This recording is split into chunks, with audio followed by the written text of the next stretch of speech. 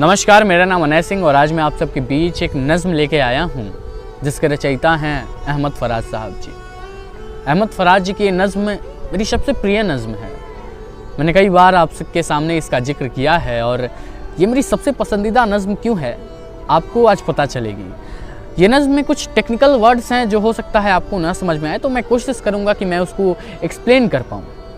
तो चलिए उस नज़्म की ओर चलते हैं। मैं नज़्म का बस इतना सा चित्रण करता हूँ कि नज़्म दो प्रेमियों के बीच में है। दो प्रेमी हैं, कैसे वो एक दूसरे से प्यार तो करते हैं और बहुत कहते हैं ना कि एक प्रेमी होते हैं जो बहुत हाई लेवल के प्यार करते हैं, जैसे लैला मजनू हीर रांझे ना, वो वैसे नहीं प्रेमी हैं, वो बड़े ही साधारण प्रेमी हैं। उनके ख्याल क्या हैं, उनके बात क्या हैं, आज मैं आपको इस नज़्म के जरिए बताने जा रहा हूँ। देखिए नज़्म यूँ है। भले दिनों की बात है, भली सी एक शक्ल थी, न ये कि हुस्न ताम हो न देखने में आम सी। एक दिन की बात है, एक लड़की थी। ऐसा भी नहीं था कि देखने में बहुत ज़्यादा खूबसूरत थी, बहुत ज़्यादा ब्यूटीफुल थी, और ऐसा भी नहीं था कि वो कोई आम लड़कियों की तरह थी। जैसी भी थी मेरे लिए बहुत अच्छी थी। कि भले दिनों की बात है, भली सी एक शक्ल थी, न ये कि हुस्न ताम हो न देखने में आम सी, न ये कि वो चले तो कहकशां सी रह गुजर लगे। ऐसा भी नहीं था कि जब वो चलती थी तो लगता था सारा दुनिया सारा जहान मेरे साथ है।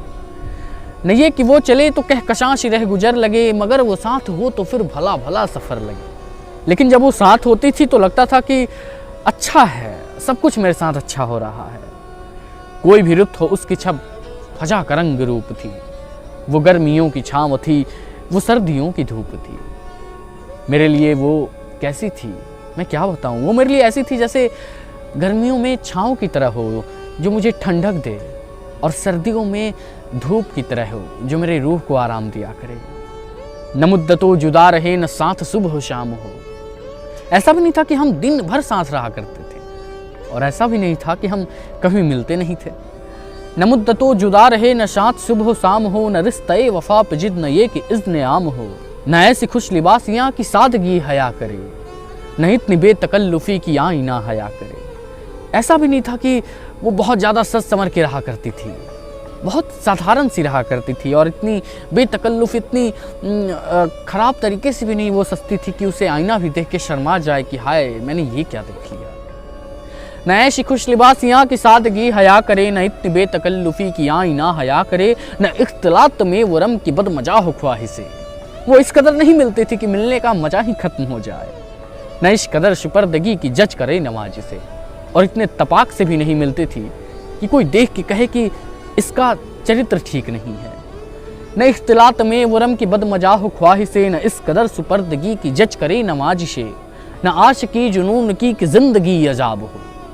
ऐसा भी नहीं था कि उसके साथ अगर रहो तो ज़िंदगी ख़राब हो जाए, अजाब हो जाए। न इस कदर कठोरपन की दोस्ती ख़राब हो, और इस कदर भी नहीं रहा करती थी जिससे लगे कि दोस्ती अब टूटने को है।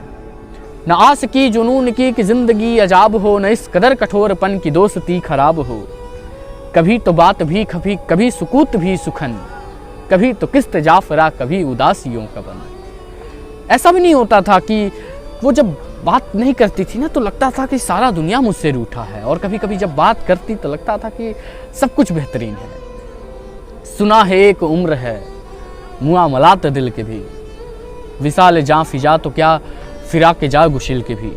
सो एक रोज क्या हुआ, वफा पे बहस छिड़ गई। एक दिन क्या हुआ कि हम दोनों बातें कर रहे थे और वफा पे बहस छिड़ जाती है। सो एक रोज क्या हुआ, वफा पे बहस छिड़ गई। मैं इश्क को अमर कहूँ, वो मेरी जिद से चिढ़ गई। मैं इश्क को अमर कहता था, मैं इश्क का पुजारी था, तो मैं इश्क को अमर कहता था और वो ये मेरी जिद से चिढ़ जाती थी। सो एक रोज क्या हुआ, वफा पे बहस छिड़ गई। मैं इश्क को अमर कहूँ, वो मेरी जिद से चिढ़ गई। मैं इश्क का असीर था। असीर का अर्थ होता है कि मैं उसका पुजारी था, मैं उसका कैदी था, कि मैं इश्क का असीर था, वो इश्क को कफस कहे। मैं पुजारी तो था, लेकिन वो कहती थी इश्क जो है ना वो एक कैद है, एक पिंजरा की तरह है, कि मैं इश्क का असीर था, वो इश्क को कफस कहे, कि उम्र भर के साथ को वो बदतरज हवस कहे। उसे लगता था कि उम्र भर किसी के साथ रहना एक हवस है, इसलिए उसे वफा पसंद नहीं थी। कि मैं इश्क का असीर था, वो इश्क को कफस कहे, कि उम्र भर के साथ को वो बदतरज हवस कहे। सजर हजर नहीं कि हम हमेशा पाबा गिल रहें, न ढोर हैं कि रस्सियाँ गले में मुस्तकिल रहें। हम पत्थर या पेड़ नहीं है कि एक जगह रहें, और ना हम कोई गाय बछड़े या फिर पशु पाल हैं जो हमारे गले में एक रस्सी हो, एक प्यार की रस्सी क्यों ना हो, लेकिन हम कोई जानवर या पत्थर वत्थर नहीं है जो एक जगह एक खूंटे से बंध के रहें। मोहब्बतों की वस्वते हमारे दस्त पा में है, बस एक दर से निस्बते सगाने बावफा में है। उसे लगता था कि एक दर पे रहना एक कुत्ते के समान है। एक कहते हैं ना कि सबसे ज़्यादा वफादार कौन होता है, तो एक कुत्ता होता है। तो उसे ऐसा ही लगता था कि किसी के साथ रहना एक कुत्ते की तरह ज़िंदगी गुजारना है। तो मोहब्बतों की वशवते हमारे दस्त पा में है, बस एक दर से निस्बते सगाने बावफा में है। मैं कोई पेंटिंग नहीं कि एक फ्रेम में रहूं। उसे ये पसंद ही नहीं था कि वो बस किसी एक लड़के के साथ या किसी एक प्रेमी के साथ रहे। मैं कोई पेंटिंग नहीं कि एक फ्रेम में रहूं, वही जो मन का मीत हो उसी के प्रेम में रहूं। तुम्हारी सोच जो भी हो मैं उस मिजाज की नहीं, मुझे वफा से बैर है ये बात आज की नहीं। तुम्हारी सोच जो कुछ भी हो मुझे उससे मतलब नहीं है, लेकिन मुझे वफा से बैर है, और ये बात आज की नहीं है, बहुत पहले की है। तुम्हारी सोच जो भी हो मैं उस मिजाज की नहीं, मुझे वफा से बैर है ये बात आज की नहीं।